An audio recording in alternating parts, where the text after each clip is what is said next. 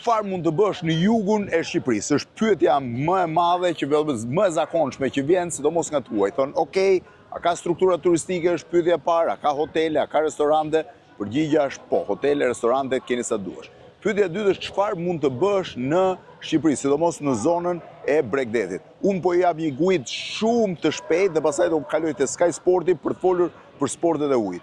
E para njerë, gjëja kryesore është që në jug ti mund të shohësh disa nga fshatrat më të bukur të Shqipërisë.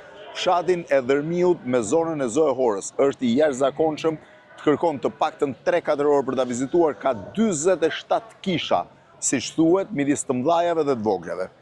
Më pas vjen Bunoi, i cili është po ashtu një fshat i jashtëzakonshëm, i restauruar, shumë i bukur, është Kalaja e Himarës, që është spektakolare, duke futur brenda dhe qytetin e Himarës. Më pas mund të vizitosh Qeparojin fshat, Qeparojin e vjetër që është i mrekullueshëm, mbas Qeparojit të vjetër është Borshi që është kaq interesant dhe gjithë fshatrat e tjerë që mund të vizitosh, pra Lukovën, Piqerrasin, e duke shkuar deri në afërsitë Sarandës, Shënvasi dhe në Sarandë. Ndërkohë kjo është guida e fshatrave.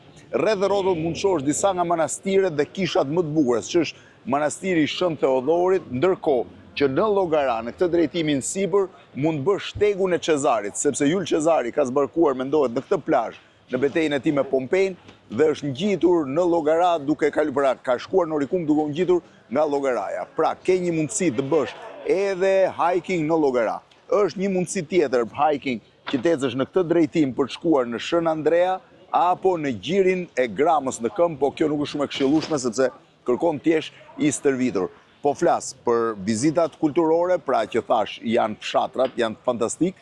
I mora dhe një për një, thash Dërmiu, Bunoi, Kalaja e Himarës, Qeparoi i vjetër fshat, Borshi, pastaj po këto të katra janë autentike. Është Kalaja e Alipash Tepelenës në zonën e Porto Palermos, që është po ashtu një prej pasurive më të rëndësishme, po quajmë kalave më të bukura që Shqipëria ka, në një gjë spektakolar. Brenda tij ose rreth tij mund të shohësh tunelin e famshëm të ndërtuar në vitet e komunizmit, tuneli nën Deceve, nën Kodër, i cili është po ashtu një atrakcion më vete turistik. I gjithë jugu pastaj ka shtigje të jashtëzakonshme për të ecur, mund të shkosh në të gjitha drejtimet, pra në çdo drejtim që duash, ndërkohë që pastaj po kaloj tek pjesa e sporteve të ujit. Pra këto janë pjesë për të vizituar. Nëse ke një makinë 4x4, është akoma më spektakolare. Mund të dalësh deri në Borsh dhe nga Borshi të kthehesh dhe të vazhdosh me rrugën e ngushtë të Nivicës dhe mund të shkosh deri në Nivicë, në kanionet e saj, që kanionet e Nivicës janë nga më të bukurit. Tani çfarë ka sporte deti? Jam me Artionin, ka 7 vjet që merret vetëm me organizimin e sporteve të detit. Ajo që ju thash unë ishte guida kulturore, pra guida e çfarë mund vizitosh nëse merr makinën dhe lëviz. Por nëse do të rrish në shezllon, i ulur aty dhe do një aktivitet tjetër që mos të largoj shumë nga plazhi, çfarë janë? Unë çfarë sugjeroj, pastaj Artioni të thotë çfarë mund ofrosh. Në veri të Palasës, po shkojnë veri të Palasës, është spektakolar, gjiri i Inglizit, gjiri i Gramës, një nga gjiret dhe plazhet më të bukura të Europës. Shpella e Nezhajve, një spektakël më vete, gjiri Shën Andreas, po të shkojmë shumë gjiri Dafinës dhe i Bristanit, dhe mund të arrish deri në Karaburun. Nëse do të shkosh në drejtim të jugut nga Palasa, ke plazhin midis Dërmiut dhe Drimadhesit që është mahnitës, është akoma i virgjër.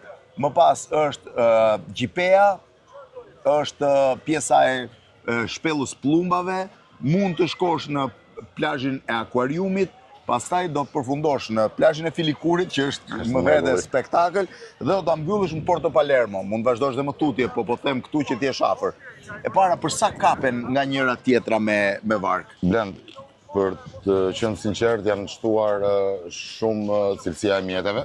Po? Çka do të thotë edhe koha e rrugtimit është shumë e shkurtër, pra destinacionet që ti kërkon të arrish janë shumë të shpejta. Ti nëse do të shkosh në Sazan nga këtu, mund të shkosh edhe për 35 minuta. 35 minuta në Sazan, këtë nuk e dija. Ne kemi shkuar bashkë 40 minuta duke ecur nga Dajë, por me varg më speciale. Po ndërkohë është në varësi dhe të kohës dhe të kategorive që kërkon. Sot kemi arritur që të ngrejmë dhe standardet edhe të mjeteve, por edhe të shërbimit, sigurisht me punë nga vitin vit.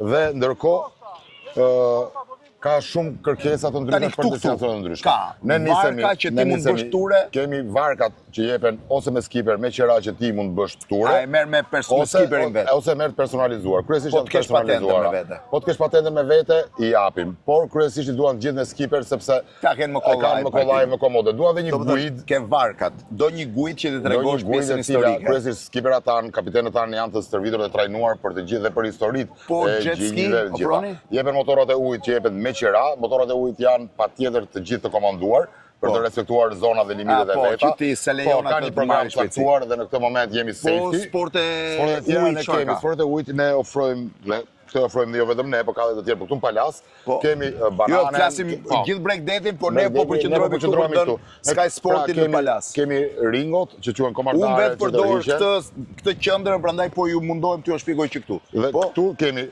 ringot, të cilat janë komandare që të rriqen për 2, 3, 4, 6 persona, kryesisht përdori fëmijët apo adoleshentët, të rriqen nga personat të profesionistë. Me jet ski ose me skaf, ndërkohë të tjerat janë banania e madhe të cilat krijon një lloj atmosfere, por sigurisht me kaska me elektrë shpëtimit për elementet e sigurisë. Kemi zhytjen, e cila ka zhytje. Po patjetër kemi zhytje. Diving, jo snorkeling. Ne bëjmë diving patjetër dhe zhytje profesionale. Nuk e dija që kishte edhe zhytje të me gomonën e shkojmë për vendet caktuara, shkojmë edhe në Drimadhe, shkojmë edhe te Ania, shkojmë edhe te aeroplani, tek Migu. Po, këtu është një Mig i zhytur për plazhin përballë Drimadhesit. Tu poshtë ka disa platforma betonit të zhytura. Janë vënë disa këmbana betoni, këmbana betoni me shpresën për të mbledhur korale. Edhe ato. Me shpresën për të mbledhur korale më shumë, po. Ndërkohë, zhytësat profesionistë me Federatën e Zhytjes kemi një bashkëpunim me Igli Pustinën, kemi zhytësat profesionistë vinë, marrin varka dhe shkojnë bëjnë dhe zhytje speciale dhe specifike edhe në Vlorë dhe në gjirin e Vlorës apo në Karaburun.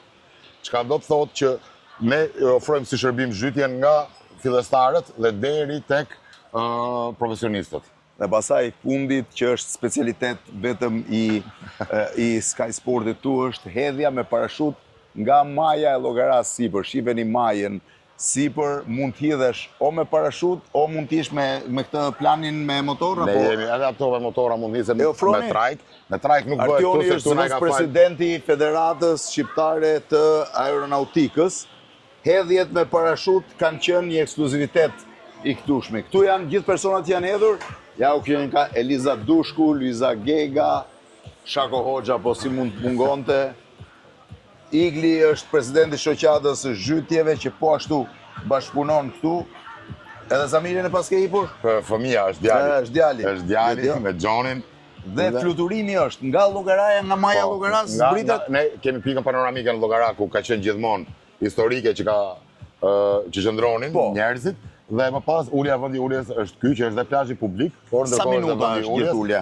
Gjithë fluturimi zgjat diku nga 15 deri në 20 minuta. 15-20 minuta. Kryet dhe transporti. I merrni me makinë nga këtu. I çojmë ne, bëj fluturimi, jepet filmimi. Ka bukimet nga jashtë kemi shumë, po ndërkohë dua të them që 65-70% janë shqiptar.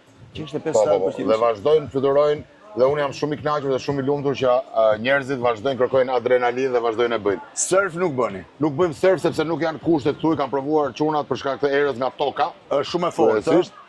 Kemi pastaj këto kushtet e ujit që i duan për snorkeling edhe për zhytjet të cilat i japim, këto janë falas për hir të vërtetës, se janë vetëm për njerëzit që duan t'i afrohen sporteve. Por janë stand-up-padët që i marrin shpesh, por një sport i lezetshëm, stand-up-padi bën lëvizje, bën manovra. Me që më pyetët, ju thash, aktivitete kulturore, vetëm kulturore, këtu nuk mbarojnë. Ti nisa dhe njerë, llogaraja po doni të bëni rrugën e Çezarit që është fantastike. Dërmiu i vjetër është një kryevepër, më të harxhosh gjithë ditën duke ecur midis tyre, duke vizituar kishat, manastiret, duke shkuar deri te Shën Theodori. Bunoi është një spektakël më vete. Kalaja e Himarës është e jashtëzakonshme, Porto Palermo është e jashtëzakonshme dhe Kalaja dhe fshati i qeparojit lartë sipas me, këto janë rekomandimet e mia. Dolim sportet e detit, i dëgjuat gjitha shkeni, nga llogaraja zbrisnin det, nga deti ndiqni gjithë xhiret, po të doni me vark. Nga këtu po themi, nga gjiri Gramës që është i pari ose shpellanezheve, deri në Porto Palermo, sa merr? Mund ta bësh turin gjithin apo të zgjedh Okteu? Mund ta bësh, kryesisht zgjedhin Okteu andej, sepse për shkak të kohës apo për shkak të drekut, ku duan të konsumohet dreka. Por ka shumë mundësi që ti ta marrësh nga Karaburuni deri në Saran brenda ditës. Artyom, faleminderit. Blendi, faleminderit juve. Çfarë mund të bësh në jug Shqipërisë? Shiheni pastaj edhe një javë të del po duhesh të merresh.